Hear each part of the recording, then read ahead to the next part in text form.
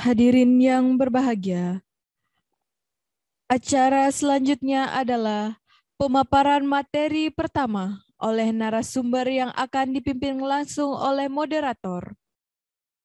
Kepada moderator, disilakan. Terima kasih Pak Wara. Selamat pagi peserta FGD dan workshop pengembangan kurikulum Kampus Merdeka Belajar Kampus Merdeka. Kita akan memasuki sesi 1 ya. Selamat pagi, Om Swastiastu. Assalamualaikum warahmatullahi wabarakatuh.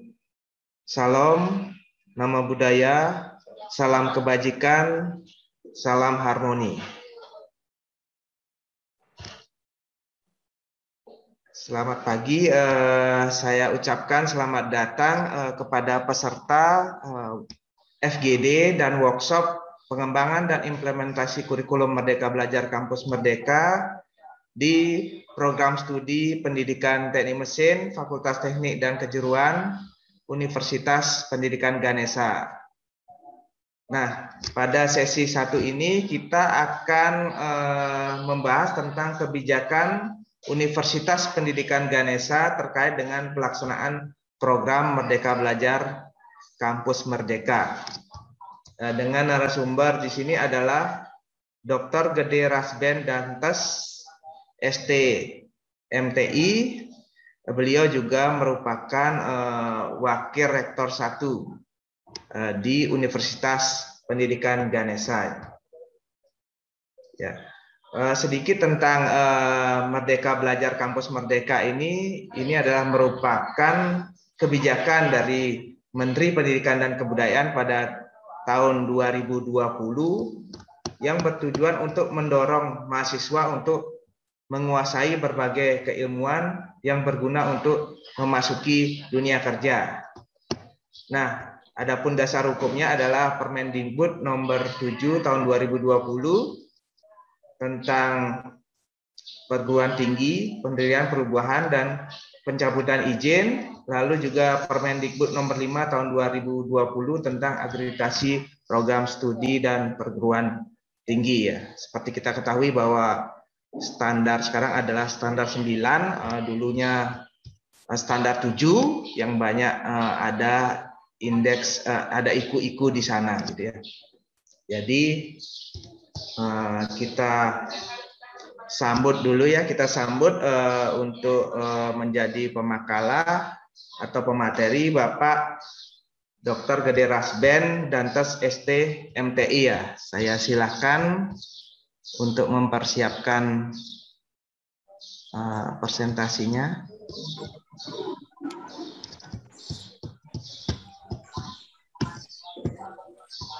Nah, sambil Pak Gede sedang menyiapkan, saya bacakan sedikit CV beliau ya. Nah, Bapak Dr. Gede Rasben Dantes ST MTI ini adalah Wakil Rektor 1 di Undiksa. Beliau lahir di Denpasar tanggal 21 Februari 1975.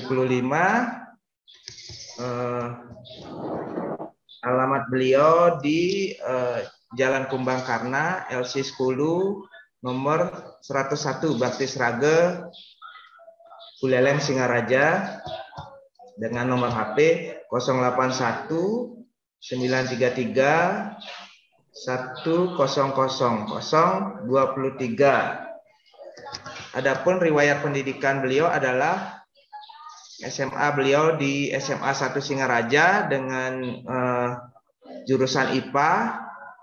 Beliau mengambil program S1 Teknik Informatika di Institut Teknologi Bandung. Selanjutnya beliau melanjutkan S2-nya di Universitas Indonesia pada jurusan Teknologi Informasi. Selanjutnya program doktor beliau di ilmu komputer, bertempat di Universitas Indonesia, dan ada sandwich program di Indiana University of Pennsylvania.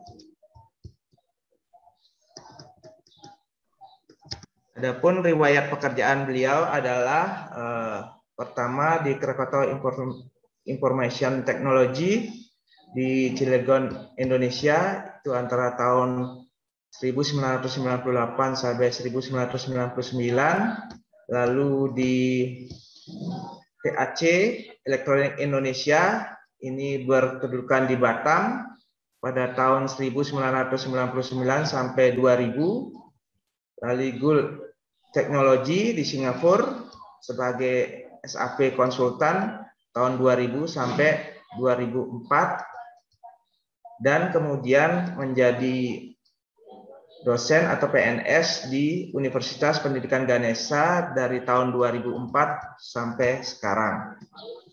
Beliau banyak menghasilkan karya-karya dan publikasi ilmiah baik di nasional maupun internasional, dan juga beberapa menghasilkan juga HKI.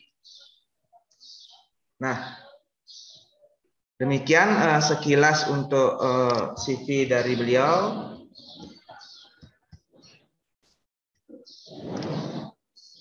Saya persilahkan Pak Gede Rasben, saya berikan untuk alokasi waktunya adalah maksimal adalah 50 menit, nanti 10 menitnya sesi tanya jawab. Untuk waktu saya persilahkan kepada Pak Dr. Gede Rasben Dantes. Oke, terima kasih Pak Pase. Om Swastiastu. Assalamualaikum warahmatullahi wabarakatuh. Selamat pagi, salam sejahtera bagi kita semua, salam harmoni. Yang saya hormati Pak Dekan Fakultas Teknik dan Kejuruan, kemudian Wakil Dekan, Ketua Jurusan, Korprodi, ya, kemudian para undangan lainnya. Mungkin pada kesempatan ini hadir juga para alumni, kemudian guru-guru SMK, mitra dari Fakultas Teknik dan Kejuruan, khususnya di Pendidikan Teknik Mesin, ya, yang saya banggakan dan muliakan, ya, Bapak Ibu semua undangan lainnya. Nah, pada hari ini saya diberikan kesempatan untuk menyampaikan kebijakan terkait dengan Merdeka Belajar Kampus Merdeka. Nah, saya mungkin ini cukup slide-nya ada 50, Sa. Jadi teman-teman duduk dengan tenang gitu ya, ambil kopi, ambil pisang goreng, dan bisa matikan video kalau tidak mau lihat saya lah, atau saya tidak mau lihat Bapak Ibu gitu ya. Nah, teman-teman semua, jadi materi saya ini recycle gitu ya. Jadi saya mohon maaf kalau Bapak Ibu semua sudah pernah mendengarkan penyampaian saya, kemudian pernah mendengarkan atau membaca materi yang saya bawakan hari ini. Saya mohon maaf yang sebesar-besarnya. Karena materi yang saya bawakan hari ini mungkin pernah saya bawakan di beberapa tempat yang berbeda, tetapi juga terkait dengan Merdeka Belajar Kampus Merdeka. Oke, untuk mempersingkat waktu, saya izin untuk berbagi screen ya.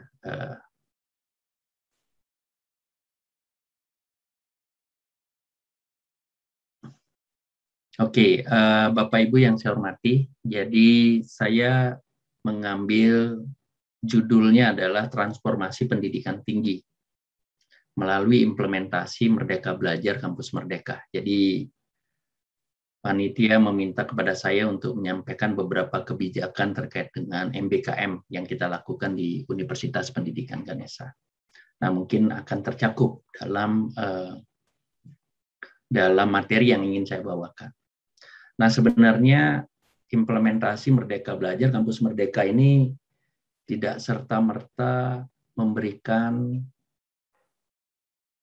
peluang gitu ya, atau memberikan kesempatan kepada mahasiswa untuk belajar di luar prodi, tetapi saya melihat lebih jauh lagi bahwa Kementerian Pendidikan dan Kebudayaan atau pemerintah Indonesia berkeinginan untuk melakukan transformasi terhadap pendidikan tinggi atau transformasi pendidikan di Indonesia secara holistik.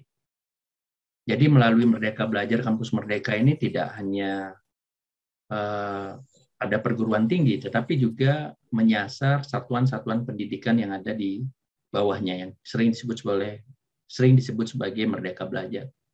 Pergantian RPP, kemudian adanya guru penggerak, kemudian adanya kepala sekolah penggerak, dan lain sebagainya. Banyak program yang diimplementasi. Namun sangat disayangkan sebenarnya bahwa implementasi paradigma Merdeka Belajar secara menyeluruh ini seperti loncatan kata gitu ya. Jadi kalau orang bilang leapfrog gitu ya. Jadi meloncat dari tangga 1 langsung ke tangga 3 atau langsung ke tangga 4 gitu. Karena banyak sekali regulasi-regulasi atau kebijakan-kebijakan yang saling berbenturan satu dengan yang lainnya. Dan saya kira teman-teman di masing-masing program studi, kemudian di fakultas mengalami ya, beberapa kegiatan-kegiatan Merdeka Belajar yang kita lakukan selama ini, kemudian tidak bisa kita akomodir sesuai dengan apa yang sudah secara eksplisit tertera pada regulasi-regulasi yang ada, baik itu di Standar Nasional Pendidikan Tinggi, maupun pedoman-pedoman lain yang dikeluarkan oleh kementerian. Nah, tidak hanya di universitas kita, tetapi di seluruh universitas saya kira mengalami beberapa hal ya dari diskusi yang kami lakukan di beberapa forum. Nah, Bapak Ibu yang saya hormati, teman-teman semua ya, tadi sudah dikenalkan oleh Pak Pasek, nama saya Gede Rasben Dantes. Jadi saya adalah Wakil Rektor Bidang Akademik dan Kerjasama. Jadi kalau teman-teman bilangnya Wakil Rektor 1/4 lah ya. Dulu ada Wakil Rektor 4 kerjasama, kemudian beberapa tupoksinya digabung ke Wakil Rektor 1, beberapa tupoksinya digabung ke Wakil Rektor 2 dan Wakil Rektor 3. Nah, mudah-mudahan ke depan dengan visi Undiksa menjadi universitas unggul dengan berlandaskan falsafah Trihita Karana di Asia tahun 2045, kita bisa memiliki salah satu Wakil Rektor gitu ya, yang benar-benar concern terhadap perluasan, penguatan kerjasama baik itu nasional maupun internasional. Nah, mudah-mudahan ini bisa terjadi ke depan. Oke, Bapak Ibu yang saya hormati, saya selalu mulai presentasi saya dengan beberapa kutipan gitu ya, beberapa konsep yang sudah dituangkan oleh Bapak Pendidikan kita. Dan saya meyakini ya, walaupun saya tidak pernah mendengar secara langsung dari para pejabat di kementerian, kemudian di pedoman juga tidak tertulis secara eksplisit, tetapi saya sangat meyakini bahwa konsep yang saat ini dikeluarkan atau diimplementasi oleh kementerian itu benar-benar menggunakan beberapa konsep yang sudah disampaikan oleh Bapak Ki Hajar Dewantara sebagai pondasi. Yaitu pada tahun 1922, beliau menyampaikan bahwa jadikan setiap tempat adalah sekolah dan jadikan setiap orang adalah guru. Artinya apa? Bahwa anak-anak itu bisa belajar di mana saja. Ya. Dan mereka bisa belajar dengan siapa saja. Gitu. Tidak melihat kualifikasi akademik dari orang-orang yang mereka temui di lapangan. Tetapi mereka bisa belajar dari pengalaman yang dimiliki oleh orang-orang tersebut. Salah satu contoh misalnya, di pendidikan teknik mesin, kemudian melakukan pemagangan di sebuah bengkel, kemudian ada mekanik yang cuma lulusan SMK, tetapi memiliki pengalaman yang mungkin kalau kita setarakan ya, berdasarkan rekognisi pembelajaran lampau mungkin bisa, kalau kita lihat di KKNI mungkin mereka bisa berada di standar 7 atau standar 8 misalnya. Nah, itu salah satu contoh. Jadi kita bisa belajar dari pengalaman-pengalaman yang dimiliki oleh orang-orang yang kita temui di lapangan dan kita anggap mereka sebagai seorang guru. Nah, selain kita belajar dari pengalaman yang dimiliki oleh orang-orang tersebut. Yang paling penting adalah sebenarnya bagaimana kita memaknai pengalaman itu. Nah, Bapak Ibu yang saya hormati, dan ini salah satu adalah konsep yang mendasari munculnya Merdeka Belajar Kampus Merdeka, di mana anak-anak bisa belajar 3 semester di luar program studinya, baik itu di dalam perguruan tinggi maupun di luar perguruan tinggi. Di luar perguruan tinggi, di perguruan tinggi lain, maupun di industri, dunia usaha, maupun dunia kerja. Nah, itu salah satu konsep sebenarnya yang mendasari paradigma Merdeka Belajar Kampus Merdeka. Nah, Bapak Ibu yang saya hormati, hal ini juga terjadi tidak serta-merta. Jadi ada perubahan yang terjadi dalam dalam era yang kita hadapi saat ini. Mereka mulai dari yang kita sebut sebagai digitalisasi. Kemudian ada namanya era deception. Dan sampai saat ini kita sering menyebutnya sebagai era revolusi industri 4.0 atau era disrupsi teknologi disruption. Jadi kalau kita melihat atau mengambil makna disruption, jadi disruption itu sebenarnya mengganggu gitu ya, merusak gitu ya.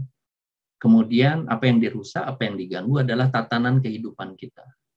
Nah, oleh karena itu dengan perkembangan teknologi yang begitu masif, dan kita menyadari bahwa kita melakukan kegiatan kita, ya, daily activity kita itu sudah berbeda dibandingkan dengan mungkin 10-15 tahun yang lalu lah. Nah, semua sekarang ya, teman-teman semua, itu semua instruksi bisa kita lakukan dari ujung jari kita ya, dengan menggunakan smartphone dan lain sebagainya. Nah, termasuk juga dalam bidang atau domain akademik. Seperti apa yang kita lakukan saat ini di Undiksa. Banyak teknologi informasi dan komunikasi yang mendukung baik itu operasional akademik maupun non-akademik kita. Dan memudahkan kita untuk melakukan berbagai aktivitas kita. Ya.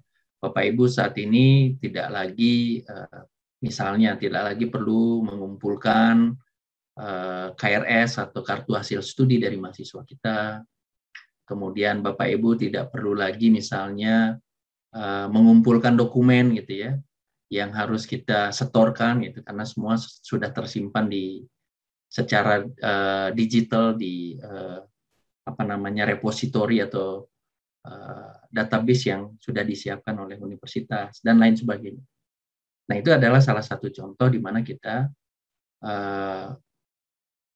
melakukan kegiatan-kegiatan ini lebih dimudahkan, kemudian lebih terorganisasi. Nah, termasuk juga apa yang kita alami di masa pandemi COVID-19 ini. Di tahun-tahun sebelumnya ya, kalau misalnya teman-teman menyadari itu ya, di tahun 2019, 2018 gitu ya, mungkin masih bisa kita hitung gitu ya, dosen-dosen yang mau menggunakan learning management system yang sudah disiapkan oleh universitas. Tetapi semenjak bulan Maret tahun 2020, di mana Bapak Rektor mengeluarkan surat edaran nomor 1 pada saat itu, pada tanggal 14 Maret, karena pandemi ini, beliau meminta kepada seluruh dosen untuk melakukan kegiatan pembelajaran secara daring. Kemudian pembelajaran praktikum, kemudian dan lain sebagainya, yang tidak bisa dilakukan secara daring atau digantikan dengan berbasis proyek, bisa dilakukan dengan luring, tetapi dengan protokol kesehatan yang ketat. Nah, semenjak itu semua dosen, ya, dari 500 dosen yang kita miliki, itu berusaha melakukan perubahan untuk melayani para mahasiswanya melalui pembelajaran secara daring dengan berbagai platform lah. Ada yang menggunakan e-learning Undiksa, ada yang menggunakan psikologi misalnya, ada yang menggunakan Google Classroom, dan lain sebagainya. Baik itu sinkronus maupun asinkronus learning. Ada juga yang menggunakan misalnya WhatsApp group atau Telegram, dan lain sebagainya. Saya kira tidak ada masalah, yang penting pembelajaran bisa berjalan dengan baik.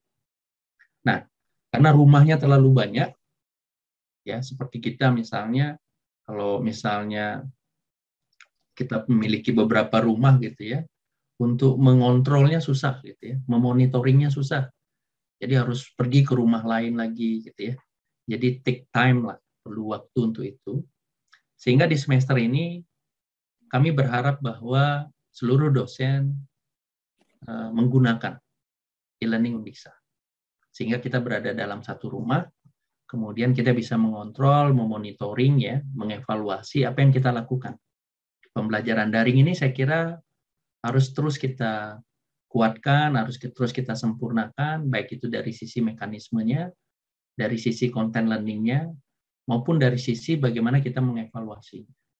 Nah, saya berharap ini bisa kita lakukan lebih baik ke depan, sehingga para mahasiswa mendapatkan pembelajaran yang baik. Ya, tidak ada learning loss gitu ya, tidak ada pembelajaran yang hilang dari masa pandemi ini, walaupun kita rasakan ya. Nah, oleh karena itu yang saya tadi bilang bahwa ini seperti loncatan kata gitu ya. Jadi MBKM atau Merdeka Belajar Kampus Merdeka ini dengan berbagai kegiatannya, ada 8 kegiatan, dengan melibatkan banyak stakeholder atau banyak pihak, itu semua orang harus siap. Gitu ya. Sekolah sebagai tujuan untuk melakukan asistensi mengajar di satuan pendidikan harus siap menerima mahasiswa kita. Industri sebagai tempat untuk magang anak-anak juga harus siap untuk menerima mahasiswa kita. Jadi ada hubungan timbal balik. Nah, mindset yang dulu harus kita hilangkan gitu. Nah, itu kira-kira ya. Dan masih banyak lagi ya, yang seperti apa yang disampaikan oleh Stephen Kotler dalam 6D-nya. Jadi ada dematerialisasi, demonetisasi dan lain sebagainya. Nah, ini yang terjadi, teman-teman. Dan era ini adalah era disruption technology, atau yang sering disebut kita adalah era revolusi industri 4.0. Nah, oleh karena itu di tahun 2019 ya, Universitas Pendidikan Ganesha ya berusaha untuk melakukan evaluasi terhadap kurikulumnya. Kurikulum sebelum kita melakukan restrukturisasi di tahun 2019 itu berlaku kurikulum 2016. Jadi mungkin sangat pas lah ya. Setelah 3 tahun kita mengimplementasi kurikulum, kemudian kita mencoba mengevaluasi, ya sembari kita berusaha untuk mengadopsi apa yang disampaikan atau apa yang menjadi tantangan di era revolusi industri 4.0 yang mereka sebut sebagai data literasi, kemudian teknologi literasi, dan humanities literasi. Nah, sehingga di tahun 2019 kita melakukan restrukturisasi kurikulum di Universitas Pendidikan Ganesha. Kita berusaha untuk memberikan data, teknologi, dan humanities literasi ini kepada peserta didik, kepada seluruh mahasiswa. Dengan cara apa? Yaitu dengan cara mengambil mata kuliah lintas prodi. Nah, sehingga di tahun 2019 kita mewajibkan gitu ya, kita mewajibkan teman-teman untuk bisa memberikan literasi data, literasi teknologi, dan literasi humanities kepada peserta didiknya. Itu jumlahnya 9 SKS. Nah, artinya apa? Bahwa sebenarnya Merdeka Belajar Kampus Merdeka bukan hal yang baru gitu ya. Bukan hal yang baru, baik itu di Universitas Pendidikan Ganesha maupun di universitas lain. Dari kegiatan-kegiatan yang teman-teman lihat di sana, pertukaran mahasiswa itu sudah dilakukan oleh universitas sebelumnya. Ya. Kemudian yang kedua, melakukan asistensi mengajar di satuan pendidikan juga sudah dilakukan melalui program PPL dulu namanya, praktek pengalaman lapangan, kemudian berganti menjadi praktek lapangan persekolahan. Nah, itu sudah dilakukan oleh universitas. Kemudian magang di industri juga sudah dilakukan oleh universitas. Nah, jadi bukan sesuatu yang benar-benar baru, tetapi ada paradigma yang berbeda sebenarnya. Bagaimana kita bisa memberikan waktu yang lebih panjang kepada anak didik kita untuk mereka bisa mengenal beberapa permasalahan-permasalahan yang ada di lapangan. Kalau Pak Menteri sering sampaikan bahwa bagaimana cara kita bisa berkompetisi di samudra yang luas, kalau anak-anak kita tidak pernah dilatih di samudra yang luas, tidak pernah dilatih berenang di samudra yang luas. Jadi kita cuma latih mereka renang di kolam renang saja, bagaimana caranya. Ya, jawabannya iya. Nah, oleh karena itu melalui Merdeka Belajar ini harapannya gitu ya. Peran mahasiswa dengan universitas lain harapannya bahwa mahasiswa kita bisa mendapatkan academic environment yang berbeda gitu ya. Academic environment yang baru. Sehingga kalau kita melakukan pertukaran mahasiswa seharusnya mahasiswa kita pergi ke universitas-universitas yang memiliki grade di atas universitas kita. Sehingga mereka mendapatkan pengalaman yang lebih baik. Ya. Nah, kemudian selanjutnya adalah seandainya mereka melakukan asistensi mengajar di satuan pendidikan. Jadi mereka datang ke sekolah, kemudian selama 6 bulan, yang dulunya cuma misalnya 2-3 bulan, sekarang 6 bulan. Tetapi tidak hanya mengajar saja. Mereka juga melakukan kegiatan-kegiatan lain, ya, misalnya transfer teknologi. Jadi saling timbal balik. Ini mudah absen tuh. Hah? Absen punya. Pada saat saya memberikan beberapa pengarahan, baik itu di program PLP maupun di program asistensi mengajar di satuan pendidikan, dengan para mahasiswa, dengan guru pamong, dengan kepala sekolah, saya sampaikan bahwa asistensi mengajar di satuan pendidikan ini harus kita rubah. Mindset kita harus berubah. Kenapa? Saya bilang bahwa coba kita lihat sistem pendidikan di kedokteran. Ya, kalau teman-teman ya mungkin bisa menonton film gitu ya yang terkait dengan apa rumah sakit gitu, teman-teman akan bisa lihat bagaimana seorang intensif, ya, seorang dokter magang, kemudian mereka melakukan pemagangannya di rumah sakit dan itu selalu dibimbing oleh para residennya, ya, dokter-dokter yang sudah residen di sana. Kemudian dokter-dokter yang residen ini selalu dibimbing oleh dokter-dokter spesialisnya, ya, dengan berbagai apa namanya plus minus lah ya. Tidak bisa kita lihat dari luar saja. Sebenarnya di dalamnya ada beberapa hal yang mungkin juga terjadi ya, tidak seperti apa yang kita lihat dari luar. Nah, itu sistem yang terjadi di kedokteran. Oleh karena itu, kedokteran ini memiliki apa namanya proses pembelajaran atau kurikulum yang benar-benar mapan. Ya, sehingga mereka tidak dimasukkan dalam MBKM ini karena mereka memiliki karakteristik yang sangat berbeda. Nah, harapan saya juga dalam asistensi mengajar di satuan pendidikan juga terjadi hal seperti itu. Jadi saya sampaikan pada guru pamong dan kepala sekolah, jangan pernah berpikir bahwa kalau ada mahasiswa dari perguruan tinggi masuk ke sekolah-sekolah, itu guru-gurunya berpikir bahwa oh ini ada anak-anak PPL datang, ya udahlah dia aja yang mengajar. Sedangkan guru pamongnya tidak melakukan apa-apa.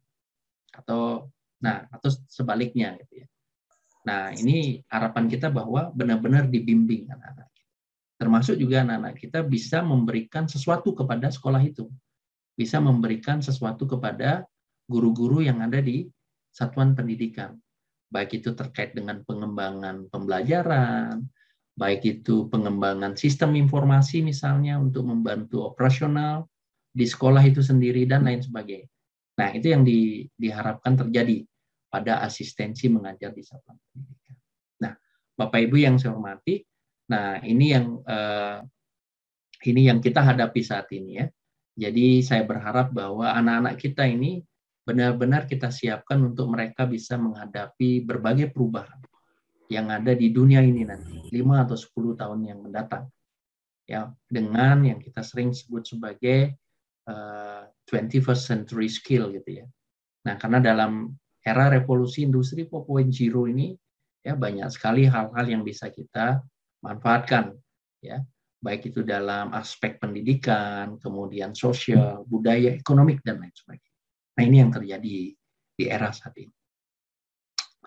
Oke.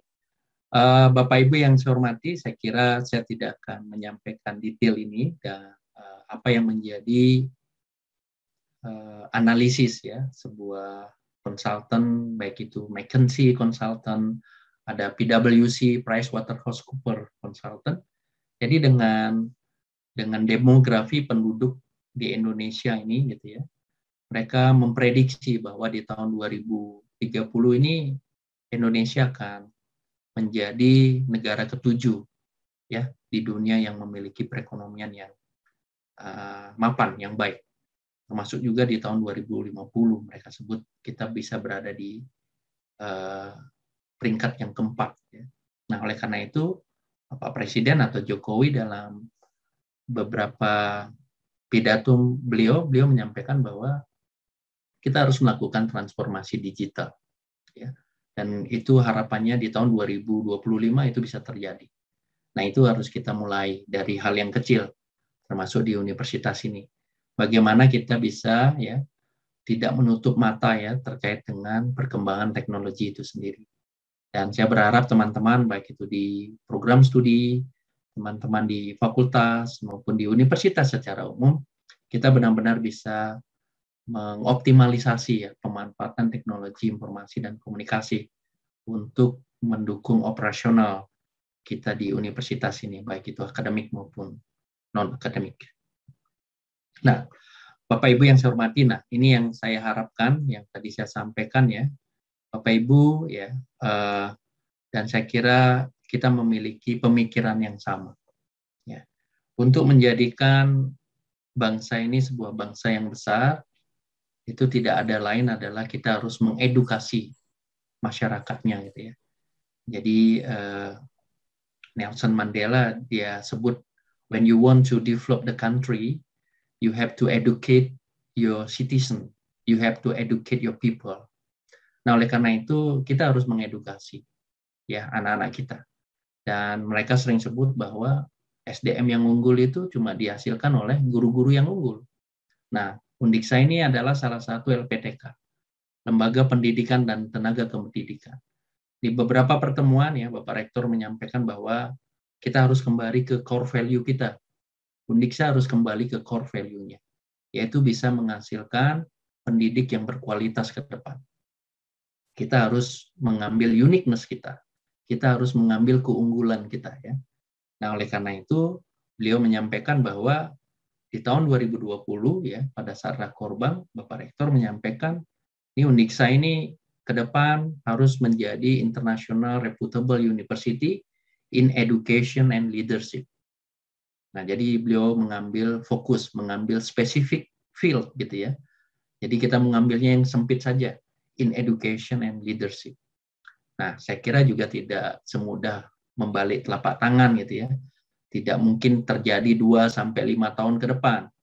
Nah, tetapi paling tidak kita sudah menjadikan indikator-indikator international reputable university itu sebagai pijakan kita dalam merancang berbagai kegiatan-kegiatan, baik itu di tingkat universitas, baik itu di tingkat fakultas maupun di tingkat program studi. Nah, saya kira dengan menggunakan indikator-indikator international reputable, baik itu kita ambil dari indikator-indikator akreditasi nasional, akreditasi internasional, kemudian indikator-indikator yang sudah tertuang dalam rencana pengembangan jangka panjang universitas, rencana strategi dan bisnis universitas. Nah, saya kira secara perlahan kita akan bisa menuju ke sana. Nah, oleh karena itu, untuk kita bisa menghasilkan guru-guru yang unggul, untuk kita bisa menghasilkan SDM yang unggul, saya kira kita juga harus melakukan upgrade. Kita sebagai seorang dosen, sebagai seorang guru juga harus melakukan upgrade diri, ya, baik itu dari sisi knowledge, kemudian dari sisi experience yang kita miliki. Nah, yang pertama adalah bagaimana kita menanamkan cara berpikir kepada anak-anak kita. Cara berpikir seperti apa ya? Kreatif, inovatif, dia memiliki critical thinking, dia memiliki problem solving, dia mampu nanti ke depan melakukan atau mengambil keputusan yang baik, menyelesaikan permasalahan secara sistematik. Nah, oleh karena itu dalam indikator kinerja utamanya universitas, ada IQ yang ke-7, itu menyampaikan seberapa banyak sih mata kuliah di Undiksa ini yang menggunakan metode pembelajaran project-based learning. Seberapa banyak sih mata kuliah di Undiksa ini menggunakan metode pembelajaran case study. Nah, itu harapannya dilakukan oleh dosen-dosen di seluruh perguruan tinggi. Sehingga itu dimasukkan menjadi IQ. Nah, itu tidak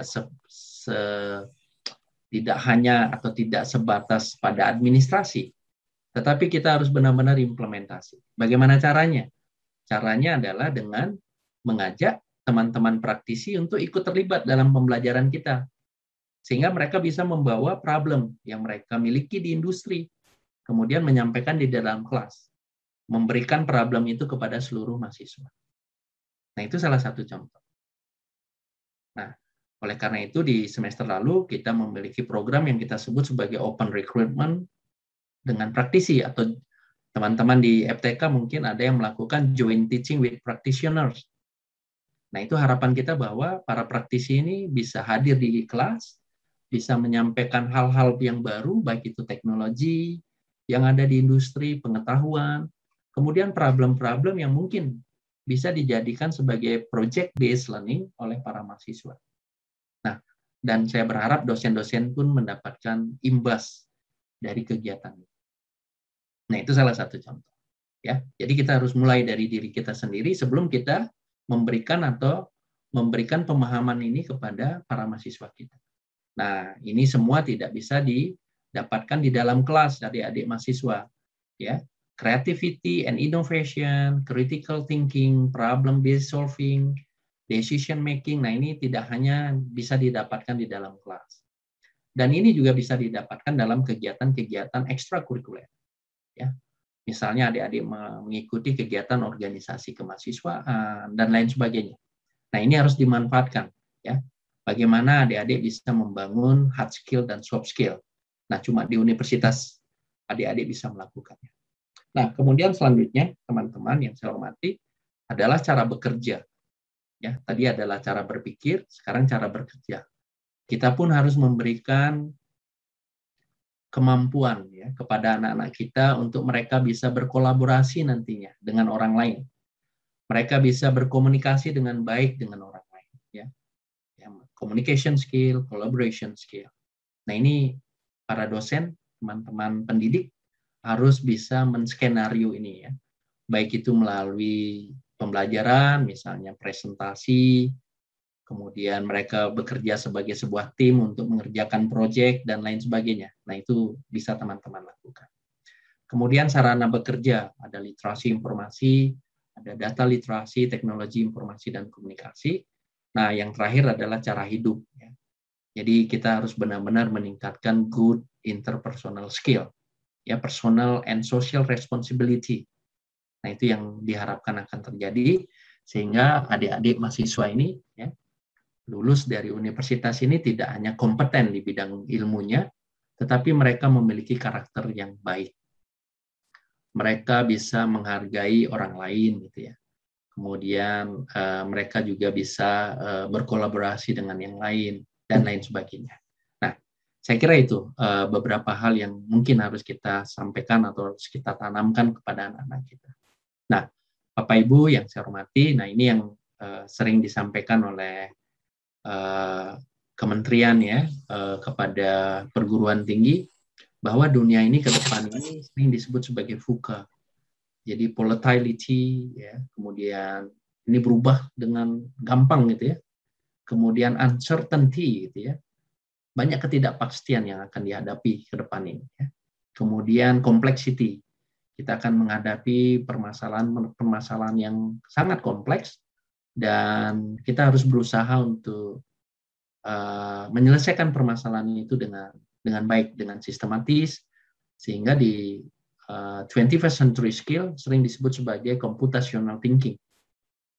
Bagaimana kita bisa menyelesaikan the big problem yaitu menjadi solusi-solusi yang kecil. Dan yang terakhir adalah ambiguity ya. Jadi banyak hal-hal yang teman-teman akan hadapi dan memberikan persepsi yang berbeda-beda antara satu dengan yang lainnya. Nah, saya kira itu. Kemudian Bapak Ibu yang saya hormati, nah satu yang ingin saya sampaikan bahwa menurut pandangan kita semua ya, saya kira universitas yang bereputasi itu adalah universitas yang mampu menghasilkan lulusan-lulusan yang berkualitas, yang kompetitif, yang berkarakter, yang terampil dan entrepreneur. Memiliki kemampuan entrepreneurship. Nah, ini tertuang dalam IQ ya. Ini tertuang dalam indikator kinerja utama yang sudah dituangkan oleh kementerian kepada kita semua. Kenapa mereka meletakkan IQ pertama itu adalah lulusan. Jadi sebenarnya 8 IQ ini untuk mencapai 3 aspek yang mereka harapkan. Yang pertama adalah aspek bagaimana kita meningkatkan lulusan, kualitas lulusan. Ya, meningkatnya kualitas lulusan ini bisa terjadi kalau kualitas dosennya meningkat. Kalau perangkat pembelajarannya bagus, atau misalnya mereka gunakan kualitas kurikulumnya. Nah, ini sebenarnya adalah sasaran utamanya adalah pada lulusan. Bagaimana kita bisa menghasilkan lulusan yang berkualitas, kompetitif, berkarakter, kemudian berdaya saing, dan lain sebagainya. Nah, Bapak Ibu yang saya hormati, nah ini yang saya sampaikan tadi ya, literasi data, literasi teknologi, dan literasi humanities. Nah, satu lagi program yang saat ini digadang-gadang oleh kementerian, yaitu Long Life Education, pembelajaran sepanjang hayat. Sehingga di tahun ini mereka menggunakan beberapa universitas untuk menjadi pilot project pelaksanaan atau penerimaan mahasiswa melalui rekognisi pembelajaran lampau, RPL. Dan Undiksa menjadi salah satu universitas yang ditunjuk untuk melakukan kegiatan itu. Sehingga kita membuka beberapa program studi, yaitu ada 6. Di FTK ada 3 program studi. Paling banyak di FTK, yaitu pendidikan kesejahteraan keluarga, pendidikan teknik informatika, dan juga pendidikan teknik elektro.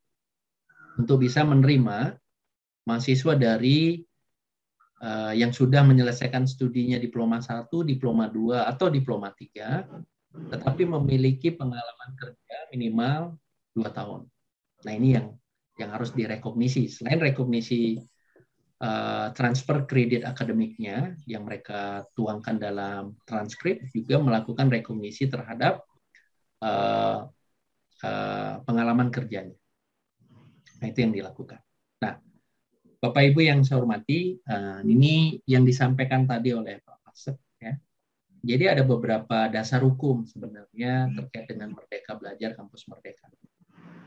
Kalau saya coba pilah gitu ya, Merdeka Belajar itu tertuang dalam Standar Nasional Pendidikan Tinggi, yaitu Permendikbud nomor 3 tahun 2020. Yaitu dengan memberikan 3 semester kepada anak-anak kita untuk mereka belajar di luar program studinya, baik itu di dalam perguruan tinggi maupun di luar perguruan tinggi. Setara 20 SKS. Nah, ini yang sering menjadi diskusi, sering menjadi perdebatan kita, baik itu di Undiksa maupun di perguruan tinggi lain. Nah, seperti apa yang terjadi kemarin pada saat saya memberikan beberapa pengarahan dalam kegiatan kampus mengajar angkatan yang kedua. Nah, itu yang saya pahami sebagai Merdeka Belajar. Kemudian kampus merdeka sebenarnya adalah bagaimana kita ini seorang dosen tidak disibukkan banyak oleh hal-hal administratif. Nah, muncullah sistem akreditasi perguruan tinggi. Perguruan tinggi, prodi, boleh deh melanjutkan atau memperpanjang akreditasinya. Dan itu tujuannya adalah para dosen tidak disibukkan oleh akreditasi. Jadi hampir setiap tahun kita menyiapkan dokumen saja gitu ya. Sehingga mereka mengeluarkan Permendikbud nomor 5 untuk sistem akreditasi perguruan tinggi. Nah, ini juga tidak datang serta-merta gitu ya. Saya kira Pak Menteri, kemudian staf ahlinya gitu ya, mengadopsi apa yang terjadi di luar gitu ya. Di luar ya tidak ada kalau orang mau sekolah ke sebuah program studi, ya mereka melihat apakah program studi ini layak untuk saya sekolah tidak ya. Dari mana ya? Dari jumlah berapa daya serap lulusannya, kemudian bagaimana proses belajar mengajar yang ada di sana, dan lain sebagainya. Nah, oleh karena itu yang dilakukan oleh pemerintah kita. Oke, prodi boleh memperpanjang akreditasi asal gitu ya. Asal tidak ada permasalahan di PD Diktinya. Asal tidak ada laporan dari masyarakatnya. Kalau ada permasalahan di PD Diktinya, nah, sekarang BANPT memiliki mekanisme pemantauan dari pemantauan 1 sampai pemantauan 3. Nah, beberapa prodi di universitas kita sudah masuk pemantauan sekarang. Pertama adalah kenapa mereka masuk ke dalam pemantauan. Yang pertama adalah jumlah dosennya tidak memenuhi standar nasional pendidikan tinggi, lebih kecil daripada 5. Nah, oleh karena itu kemarin saya berdiskusi dengan Bu Egy Bagi ini ada satu prodi di FTK, kita masih 4 orang. Coba kita penuhi. Nah, itu biar tidak kena pemantauan. Kemudian yang kedua adalah jumlah. Jumlah peminatnya turun secara signifikan dari tahun ke tahun.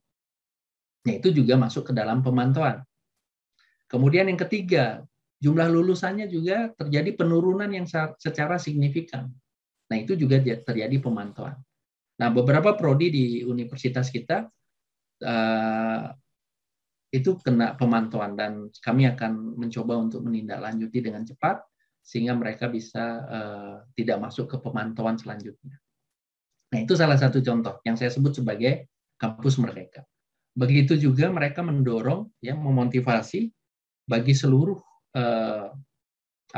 seluruh universitas untuk meningkatkan stratanya, ya, seperti anak gitu ya, seperti orang tua dengan anaknya lah. Jadi anaknya mau mandiri ya dipersilakan gitu ya. Oleh karena itu di perguruan tinggi ada namanya satuan kerja, ada namanya BLU, ada namanya ada namanya BH, Badan Hukum. Sehingga Permendikbud nomor 4 ya, kemudian di sini disampaikan bahwa tentang perubahan perguruan tinggi negeri menjadi perguruan tinggi negeri berbadan hukum. Nah, mereka memotivasi seluruh perguruan tinggi untuk menjadi PTNBH, untuk mereka bisa memiliki otoritas penuh terhadap universitasnya, baik itu akademik maupun non-akademik. Nah, itu harapannya. Jadi kalau mereka memiliki otoritas penuh, mereka bisa berinovasi. Nah, itu kan teorinya. Jadi antara innovation dengan controlling biasanya kontradiktif. Jadi kalau struktur organisasi terlalu dalam, hierarkinya terlalu dalam, ini inovasinya ditekan tetapi controllingnya tinggi, birokrasinya tinggi. Kalau mau mau kirim surat ke rektor itu bisa berjenjang dari prodi ke ketua jurusan, ke dekan ke rektor. Nah, jadi panjang sekali. Nah, itu namanya hierarki. Jadi validasinya ketat gitu ya. Tetapi innovation-nya yang tertekan. Nah, kalau kita melihat sekarang beberapa organisasi yang baru, misalnya startup company gitu ya, mereka selalu membuat flat organization. Jadi misalnya ada CEO, di bawahnya udah staff semua. Nah, jadi mereka bisa berinovasi tanpa birokrasi yang keras atau tanpa birokrasi yang ketat. Nah, itu yang diimplementasi oleh kementerian sekarang dengan menghilangkan eselon 3, eselon 4 gitu. Kalau tidak salah ya. Atau eselon 1, eselon 2 yang dihilangkan. Seperti apa yang terjadi di tempat kita. Tidak ada lagi kabag, tidak ada lagi kasubag, semua fungsional gitu ya. Fungsional utama madya gitu. Kalau di universitas adanya fungsional madya, fungsional muda. Nah, itu mohon maaf Pak Gede Rasben, waktunya lagi 5 menit. Oke, ya. Nah, itu salah satu contoh Bapak Ibu. Nah, saya akan melihat ke ini. Jadi Merdeka Belajar. Nah, ini harapan saya kepada PTM ya. Jadi dalam IBAH MBKM ini, dalam IBAH Merdeka Belajar Kampus Merdeka ini berbeda dengan MBKM di IBAH MBKM di tahun sebelumnya. Kalau IBAH di MBKM tahun sebelumnya dipisahkan antara skema 1 dengan skema 2. Skema 1 adalah dalam tataran kebijakan, menghasilkan kebijakan seperti apa yang tadi disampaikan oleh Ketua Panitia atau Pak Edi. Mereka sampaikan bahwa ada penyempurnaan kurikulum, penyusunan pedoman, dan lain sebagainya. Kemudian ada skema 2 namanya implementasi. Nah, kalau sekarang digabung nih, ya baik itu IBAH, baik itu skema kebijakannya maupun implementasinya. Nah, harapan saya pertama adalah saya setuju ya. Jadi teman-teman bisa melihat kembali kurikulum MBKM yang sudah disusun di tahun 2020. Kemudian yang kedua, yang paling penting adalah saya berkeinginan teman-teman di mesin ini punya panduan khusus untuk pendidikan teknik mesin kalau mereka melakukan kegiatan Merdeka Belajar. Contoh, anak-anak melakukan kampus mengajar seperti apa yang dilakukan saat ini ya. Kampus mengajar, mereka melakukannya selama 5-6 bulan, 5 bulan lah. Dari tanggal 2 Agustus sampai 17 Desember. Nah, itu apa yang bisa diekvivalensi Karena kita tidak bisa melakukan free form. Kenapa? Karena anak-anak yang berada di semester 5 sekarang menggunakan kurikulum 2019, anak-anak yang berada di semester 7 sekarang menggunakan kurikulum 2016, itu mata kuliahnya sudah ada di kurikulum kita. Jadi tidak lagi misalnya asistensi mengajar di satuan pendidikan 20 SKS, enggak. Jadi mereka sudah punya kurikulum. Nah, harapan saya, karena setiap program studi memiliki mata kuliah yang berbeda-beda, memiliki karakteristik yang berbeda-beda, saya berharap teman-teman melalui MBKM ini punya panduan khusus ya, spesifik pada PTM. Kalau dia melakukan kampus mengajar, mata kuliah apa saja yang bisa diakui. Contoh misalnya PPL, micro teaching. Kemudian saya tidak tahu mata kuliah apa lagi. Nah, untuk bisa teman-teman ya bisa mengakui mata kuliahnya, Bapak Ibu di PTM, teman-teman di PTM juga bisa mengarahkan anak-anak kita. Kalau mau diakui mata kuliah menggambar tekniknya, gitu misalnya ada mata kuliah menggambar teknik, kamu di sekolah, adik-adik di sekolah, adik-adik mahasiswa di sekolah harus melakukan kegiatan ini. Gitu. Nah, itu yang harus dilakukan oleh teman-teman di PTM. Nah, kemudian yang kedua, misalnya ada adik-adik mahasiswa ini melakukan kegiatan membangun desa selama 6 bulan. Nah, untuk mereka bisa diekuivalensi terhadap mata kuliah yang sudah dijadwalkan atau diprogramkan oleh PTM, arahkan mereka kegiatan-kegiatan apa yang mereka harus lakukan di desa untuk mereka bisa kita ekuivalensi dengan mata kuliah yang ada di kurikulum kita. Ya, sehingga memungkinkan mendapatkan 20 SKS. Tetapi sering saya sampaikan bahwa akademik ini tidak boleh ditoleransi. Tidak boleh ditoleransi. Kalau tidak bisa diekuivalensi, ya jangan diekuivalensi. Seperti apa yang saya sampaikan kemarin. Adik-adik jurusan, anggap saja prodi matematika. Dia melakukan kampus mengajar di sekolah dasar. Kemudian ada mata kuliah yang mereka harus ambil, misalnya anggap saja teori graf. Nah, mau nggak adik-adik gitu ya? Saya ekuivalensi teori graf ini dengan kegiatan kampus mengajar. Tetapi kompetensi tentang atau capaian pembelajaran mata kuliah teori graf itu mereka nggak dapat. Nah, mahasiswa pasti mungkin ya, ada yang mau itu. Udahlah, nggak apa-apa Pak, yang penting saya dapat 20 SKS. Tetapi sebagai seorang dosen, teman-teman dosen berpikir, saya nggak mau mahasiswa saya rugi. Tidak mendapatkan kompetensi yang seharusnya mereka dapatkan. Karena mereka masuk ke sarjana atau masuk ke pendidikan teknik mesin, mereka keluar sebagai sarjana pendidikan teknik mesin, berarti harus ada kompetensi utama yang mereka harus dapatkan. Nah, itu yang saya inginkan dari satu program ini. Kemudian yang kedua, tadi disampaikan oleh Pak Edi bahwa ada 3 kegiatan yang teman-teman lakukan melalui MBKM. Penyempurnaan kurikulum, kemudian pertukaran mahasiswa, ya, kerjasama dengan program studi lain. Yang satu lagi kelompok keilmuan kalau nggak salah saya. Nah, yang satu lagi teman-teman lakukan namanya studi atau proyek independen.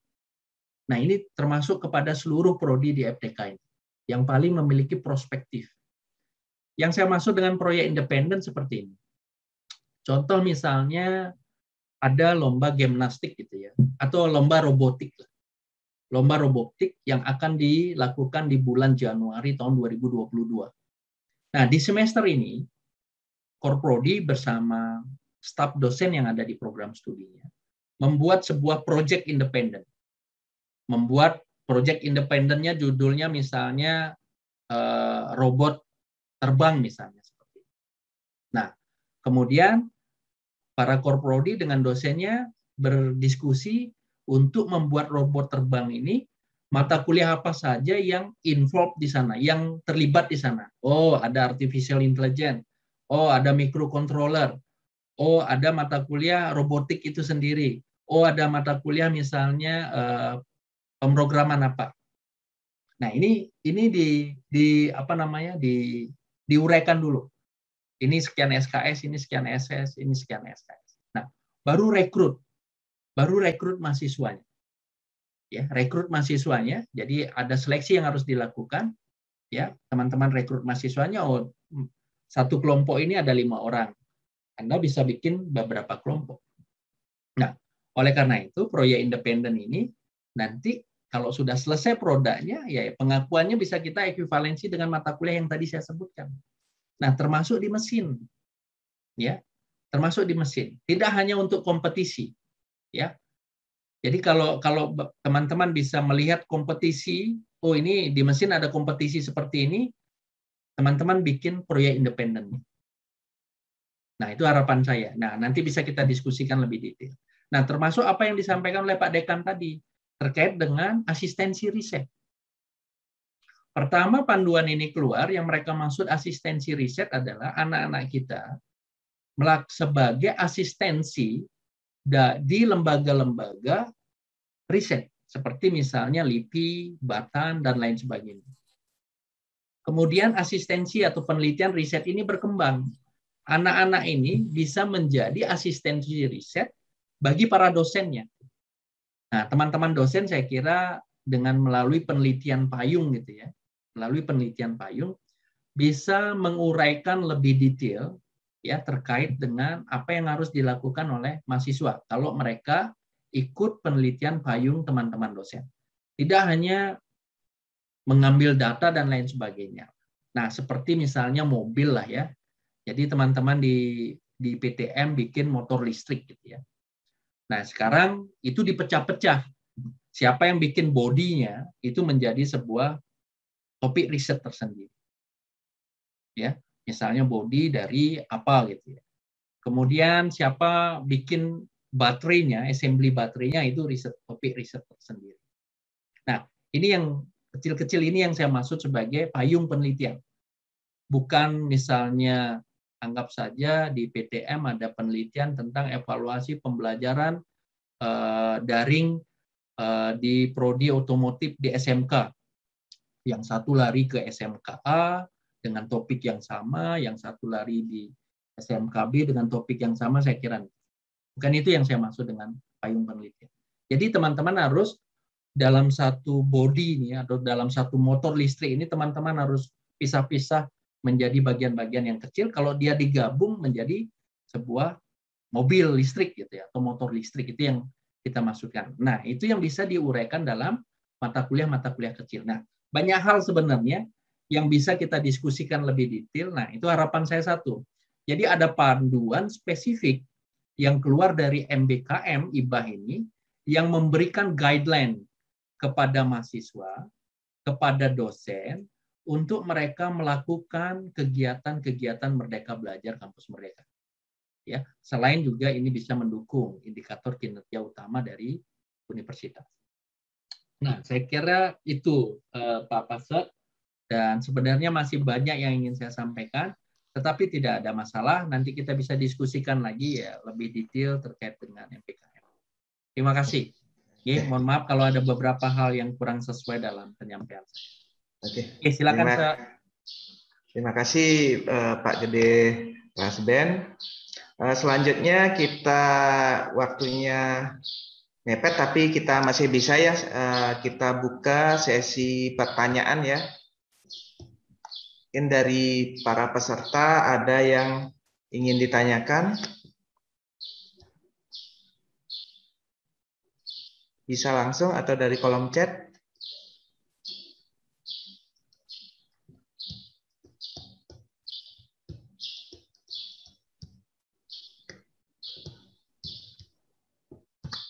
Nah, jika tidak ada, adakah?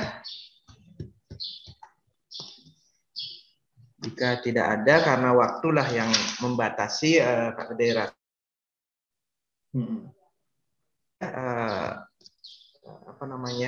Pemaparan dari. Halo, Pak Kadek ya? Ya, izin Pak Pasek. Oh, Pak Kadek. Ya, silakan ya, Pak Kadek. Mumpung ada Pak WR1 di sini. Jadi saya ingin mendapatkan penjelasan lebih rinci lagi. Karena di kurikulum kita sebenarnya sudah ada di teknik mesin itu sudah ada beberapa mata kuliah yang memang base project yang kita gagas di 2009 di awal awal rancangan MBKM dan kita implementasikan di 2020. Di teknik mesin kita mengampu atau mengelola 3 kurikulum. Kurikulum 2012 karena masih ada beberapa mahasiswa yang belum lulus, 2016 KKNI, 2019 dan 2020 mempunyai 2 kurikulum reguler dan kurikulum Merdeka Belajar. Yang saya tanyakan Pak WR1, ini sebenarnya kita gagas untuk untuk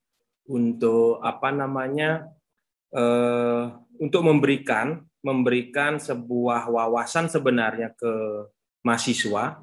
Di samping dia core value dari teknik mesinnya dicapai, kita memberikan sebuah pengalaman yang berbeda atau kita kenal dengan nurturer effect yang kita ingin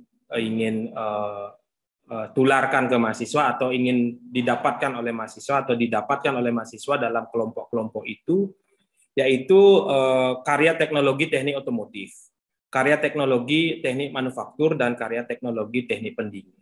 Nah, untuk 3 konsentrasi ini memang kita sudah membuat sebuah kelompok riset yang kita bagi menjadi 3 konsentrasi. Yang pertama adalah kelompok riset di otomotif, yang tahun ini kebetulan diberikan kesempatan untuk mendapatkan hibah dari DIPA Universitas untuk membuat sebuah proyek yang nanti bisa dihilirisasi ke prototipe industri. Kebetulan ini sudah dimasukkan pada pada list daftar untuk prototipe industri yang bisa dihilirisasi. Cuman permasalahannya begini Pak WR1, pada saat mahasiswa ini di proyek mandirinya, kita hanya bisa mengandalkan dana DBO yang kita punya di teknik mesin. Itu pun karena pembagian dari dana DBO itu di split dari per kepala, jadi rupiah per kepala, sehingga dengan student body yang dimiliki teknik mesin, sehingga dana DBO yang kita dapatkan tidak terlalu banyak. Sehingga yang menjadi kesulitan kita adalah meng-create dana independen yang baik itu dari sponsor dari luar maupun dari mahasiswa itu sendiri. Nah, untuk hal itu apakah ada peluang kita mengajukan sebuah pendanaan dalam konteks pembelajaran, karena pembelajaran ini UKT semuanya. Jadi apakah ada konteks sponsorship dari luar yang bisa kita create ataupun dari dalam universitas untuk menghasilkan sebuah produk-produk inovatif maupun produk-produk yang bisa dihilirisasi baik itu di prototipe industri atau yang lainnya, sehingga semua hal yang kita inginkan pada kurikulum Merdeka Belajar Kampus Merdeka ini bisa dilakukan secara keseluruhan, Pak WR1. Mohon penjelasannya, Pak WR1. Oke, terima kasih Pak Kadek. Yang pertama, apa yang tadi disampaikan terkait dengan karya teknologi otomotif, karya teknologi manufaktur, saya enggak tahu.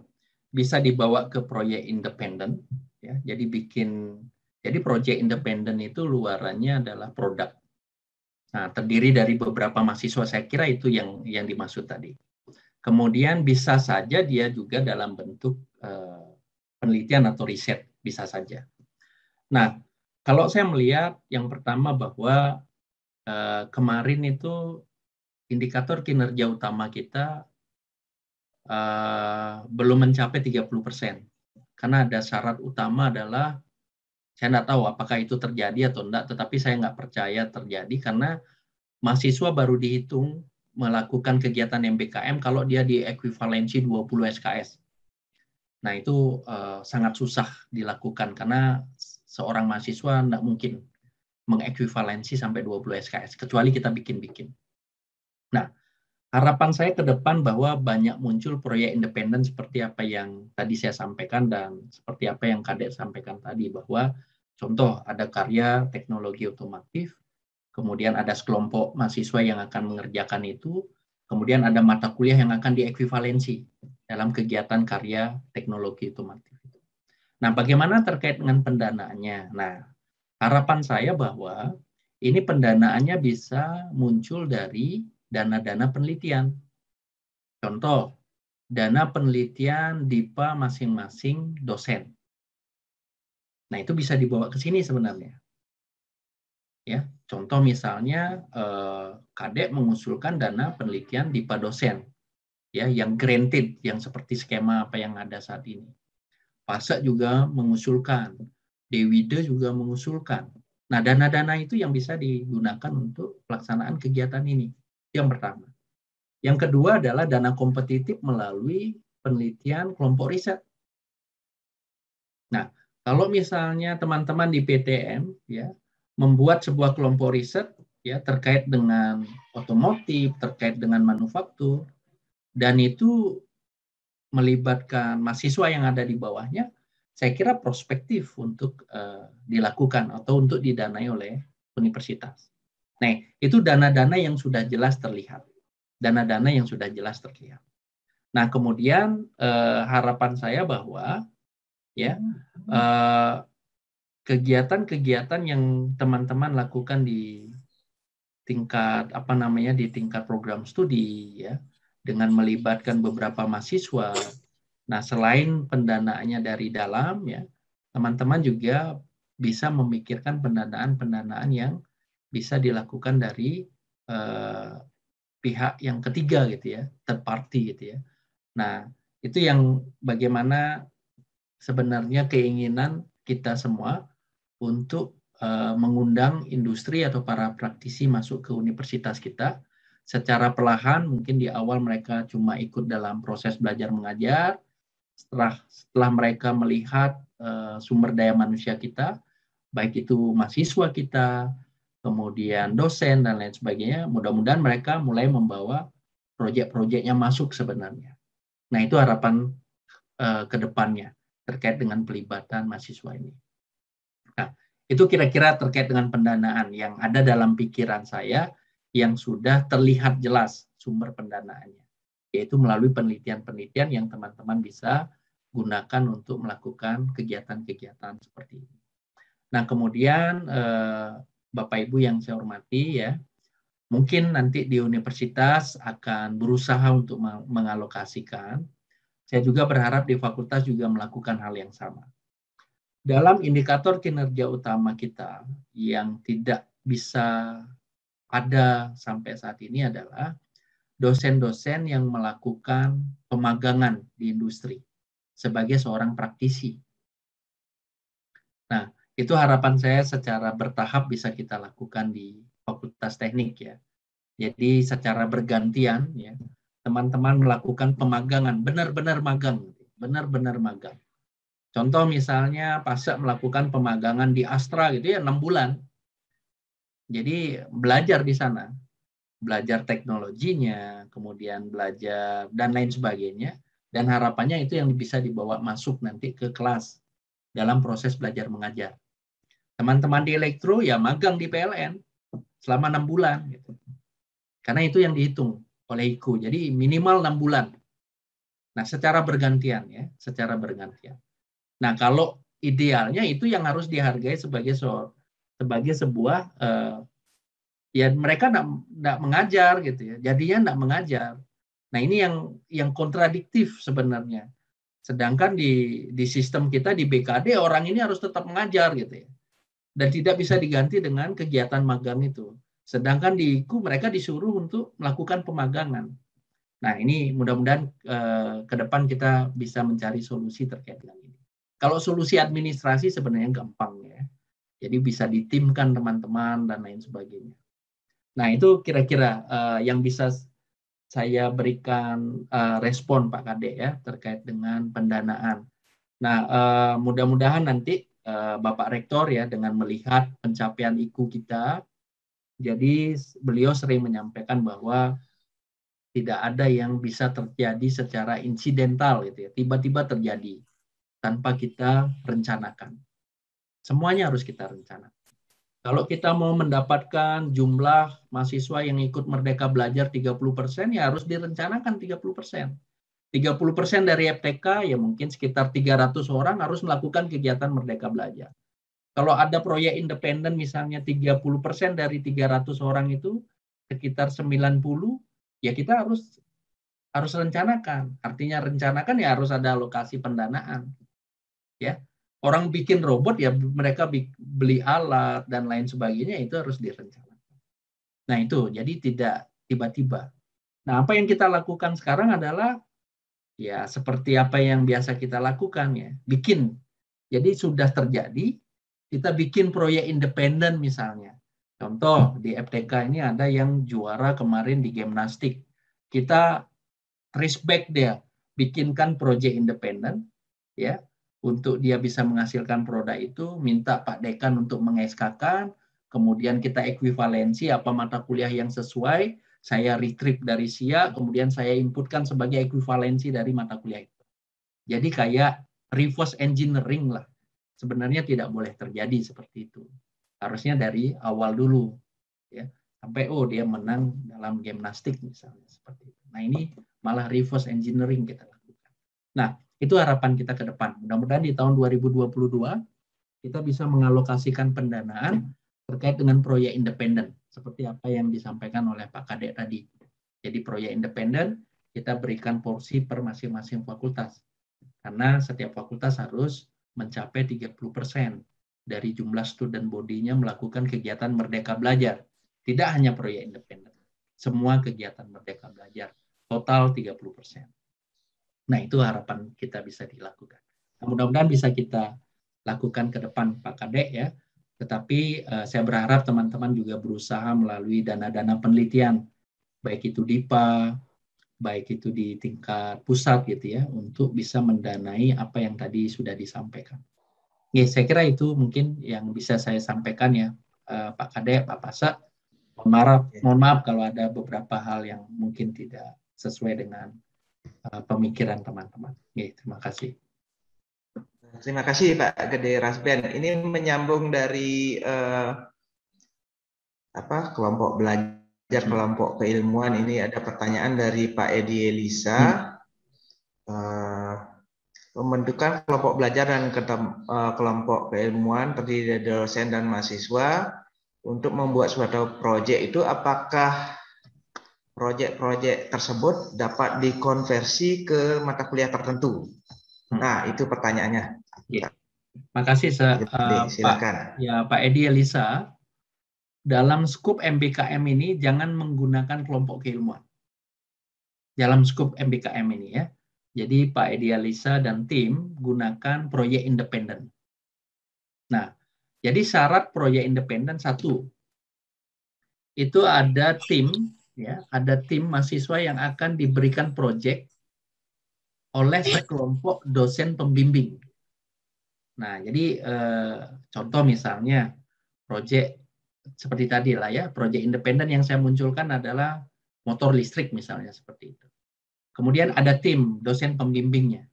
Dosen pembimbing ini ya, dosen pembimbing ini adalah pengampu mata kuliah yang nantinya diekuivalensi dari proyek independen yang teman-teman bikin ini. Contoh, motor listrik ini mata kuliah apa saja sih yang terkait gitu ya? Saya kurang tahu. Mata kuliah A, mata kuliah B, mata kuliah C, mata kuliah D gitu ya. Anggap saja total adalah sekitar 12 SKS untuk menghasilkan produk itu. Nah, ini tim dosennya ini adalah pengampu mata kuliah ini. Nah, itu yang pertama. Jadi, proyek independen ini diakui oleh Dikti sebagai Merdeka Belajar kalau dia punya ekuivalensi mata kuliah. Itu pertama. Yang kedua, dia di-SK-kan oleh dekan. Jadi ada nomor SK oleh dekan bahwa dekan menyetujui proyek independen ini terjadi gitu ya. Nah, oleh karena itu Merdeka Belajar ini tidak boleh ujuk-ujuk gitu ya. Teman-teman mau bikin ini gitu, ya ini harus ada mekanisme untuk validasinya. Sehingga dekan mengetahui dan menyetujui bahwa proyek independen itu bisa dilakukan. Kemudian nah, di SK itu juga tertuang ya, apa yang harus menjadi deliverable dari kegiatan ini. Apa yang harus mereka hasilkan. produk, kemudian publikasi misalnya, dan lain sebagainya. Nah, ini adalah 3 syarat utama. Jadi ada tim yang teman-teman seleksi, ya, mahasiswanya tidak semua mahasiswa ikut, ya. Jadi mahasiswa harus diseleksi siapa yang bisa ikut untuk proyek independen A karena kemampuannya, karena skillnya, siapa yang bisa ikut di proyek independen B karena kemampuan dan skillnya, dosen-dosen siapa saja yang akan membimbing sesuai dengan bidang keilmuannya. Nah, itu skop MBKM. Jadi Pak Edi, Elisa, dan teman-teman menggunakannya proyek independen, ya, proyek independen. Kemudian yang kedua, nah, kelompok keilmuan, teman-teman bisa, jadi yang pertama adalah ada namanya kelompok riset, ya, kemarin diminta oleh universitas maupun di fakultas. Kelompok riset ini sebenarnya contoh adalah teman-teman diharapkan berusaha untuk mengidentifikasi ketertarikan risetnya. Dan itu memungkinkan terjadinya kolaborasi antara satu bidang keilmuan dengan bidang keilmuan lainnya. Jadi tidak monodisiplin. Sehingga dalam kelompok riset itu ada disebut sebagai monodisiplin ilmu. Ya. Jadi dalam rumpun ilmu yang sama, ada yang mereka sebut sebagai multidisiplin, karena lintas monodisiplin, baik itu lintas fakultas maupun di dalam fakultasnya sendiri, atau namanya yang terakhir adalah transdisiplin. Transdisiplin ini melibatkan seorang praktisi yang berada di luar dari universitas kita. Nah, ini tiga hal atau 3 kelompok ini. Nah, itu yang kita sebut sebagai kelompok riset. Ya. Nah, kemudian kalau teman-teman di PTM mau membentuk community, ya berbeda lagi tuh. Ya, komunitas tentang misalnya otomotif. Nah, ini apa namanya tidak seperti proyek independen itu. Jadi komunitas ini ya mereka ajak terus gitu ya, terus ada gitu ya. Jadi adik-adiknya muncul lagi ya, mereka ada yang masuk ke komunitas otomotif, ada yang masuk ke komunitas manufaktur, ada yang masuk ke komunitas ini gitu ya. Jadi seperti kelompok-kelompok di mana mereka bisa saling berdiskusi dan lain sebagainya. Nah, itu bisa dimunculkan di PTM sebenarnya, komunitas-komunitas ini. Nah, cakupan dalam MBKM ini mungkin ya apa yang bisa kita diskusikan sekarang adalah mungkin proyek independen itu yang teman-teman harus lakukan. Nah, implementasi ini harus terjadi ya pada saat nanti teman-teman dilakukan monitoring. Jadi implementasi ini harus terjadi. Pertukaran mahasiswa harus terjadi walaupun dalam perjalanan ya. Misalnya sudah beberapa kali pertemuan. Kemudian yang kedua adalah proyek independen harus terjadi. Nah, itu harapan saya. Ya, mungkin itu Oke, terima kasih Pak Dr. Gede Rasben Dantas. Kiranya cukup untuk waktu ya. Mudah-mudahan para penanya cukup puas menerima ya dari jawaban dari Pak Dr. Gede Rasben. Karena waktu jualah yang kita membatasi ya. Jadi yang saya simpulkan di sini adalah MBKM membuat perubahan kurikulum yang konsekuensinya adalah kita beberapa kegiatan dari case study, jadi pembelajaran berbasis proyek gitu ya, sehingga di sini bisa melibatkan praktisi ya. Masukan untuk prodi pendidikan teknik mesin adalah perlu dibuat panduan khusus ya. Jadi mata kuliah yang bisa diikuti lansi atau suatu guideline bagaimana kita melaksanakan program kampus Merdeka Belajar ini ya. Oke. Selanjutnya saya ucapkan terima kasih. Saya mohon ke audiens ya, kita berikan aplaus ya untuk Bapak Gede Rasben Dantas ya. Saya ucapkan terima kasih Pak Gede Rasben. Untuk sesi Pak Gede Rasben kiranya sudah cukup. Di sela-sela kesibukannya saya ucapkan apresiasi yang sangat besar karena sudah menyempatkan diri memberikan materi dan pencerahan khususnya kepada program studi pendidikan teknik mesin.